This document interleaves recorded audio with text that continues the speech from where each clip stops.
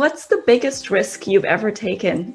I would say, oh gosh, well, even recently, I would say like there's been a few risks. I think the risk I've taken most recently was just in terms of like starting this company and throwing myself very vulnerably into a space that was completely new. Like, I think, that continues to challenge me on a day-to-day basis. And it is a huge risk. Like, you're always afraid of failing. Like, I'm not doing it right. I'm not doing it enough. Where is this going to go? Is nobody going to use it? Is it going to blow up too big? Like, there's fear on both sides of the spectrum. And I think, that's probably the biggest risk that I've taken recently, is just throwing, myself and my resources into building a company.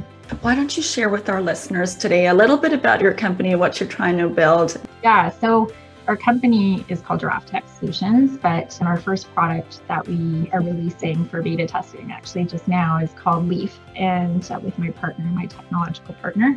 And Giraffe Tech Solutions is really built out of a vision that I have to help clinicians and solopreneurs actually have the tools that they need to do their best work. And I noticed when I was in that scenario for over 16 years working as a medical legal consultant, as an OT in the private practice industry, there's really not a lot out there to help you manage that work or to do it efficiently, do it, the most effectively, to support your quality in your work, to support your ability to even know, how are you doing relative to your peers? And, you're really out there sort of on your own, and it's, a lot of work. And I was often left feeling very depleted and very tired. And so my vision as an entrepreneur is really to, how do we build tools to really support people to do their best work in a way that is really low barrier, low cost, and gives them the ability to produce the quality outcomes that they really want to do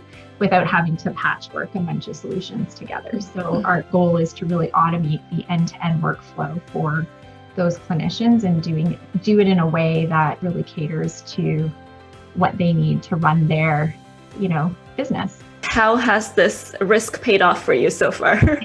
Well, so far it's like we're in the really early stages. I'd say it's paid off in the sense that like it really feeds the joy that I have in my day-to-day world, because I love doing it. And so it feeds my soul. I just get the opportunity again to do more of what I love to do, which is talk to people and feel inspired. So I get to talk to a lot of folks about the problems that they encounter in their day-to-day practice, what would be helpful for them. I get to see the joy when you build something or you give them a tool that's like, oh my God, like this just made my life so much easier. You get that really great hit of feedback, and it makes you feel really good that you've been able to make somebody else's life a lot easier. And you've given them back their time, because time is our biggest, everything. Right. It's all we have in our lives. And so getting the gift of your time back, I can't think of a more precious gift. I mean, it's still causing me to lose a lot of sleep. We're getting there slowly, Yeah, no, that's so exciting.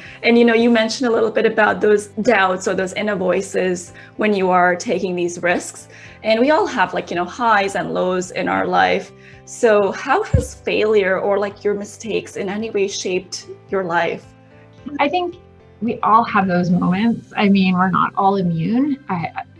I would say, I hate the word failure, first of all. I'm just you get a bristly ooh, did I fail on that? I don't know. Because in the rearview mirror, everything that you do that maybe didn't turn out the way that you had hoped is more the way I term it. All the things that I've done that haven't necessarily turned out the way that I hoped, all stacked up to great learning. And I think when you keep that growth mindset, that's the most important to modulate your emotions, because it is a roller coaster. So when you can modulate, your disappointment and your regret and all of these shame, blame, these feelings that bubble up for all of us, because we're human, allow yourself to feel it and then move on and use it to fuel the next step. I think when you're able to take that, and that sounds so cheesy, but when you are able to take it and pay it forward into your next experience, that's where you achieve the greatest success and outcome. So I've always adopted that mindset.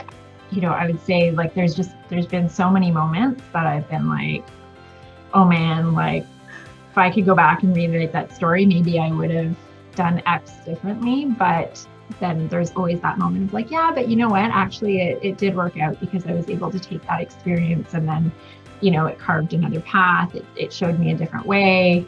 It brought me in connection with a different person. I learned a different part about myself that I didn't know I felt, was so important to me. Usually they reveal something.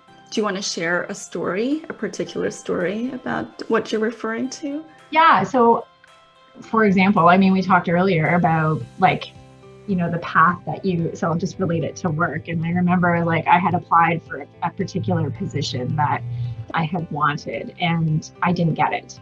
And so, I was really disappointed and I thought, oh man, like, it felt like a failure. Like I wasn't good enough for the position, or obviously like, I didn't do well enough in the interview. And rather than kind of getting stuck in that moment, I've always stuck my neck out, to be honest. And I'm like, could you please tell me, like, give me some feedback? And, people are more likely, like they really are quite happy to give you feedback. And usually that helps. And in that moment, when I went in there, the director that was hiring, she gave me some excellent feedback, and it had very little to do with things that I would have inner projected, like I was kind of beating myself up about. And it came down to like external circumstances that pretty much had nothing to do with me. But I would have, if I had just taken away that experience and I hadn't gone in there for that feedback session, I probably wouldn't have learned those things. And I probably would have gone into that self-story of your own insecurities and fed that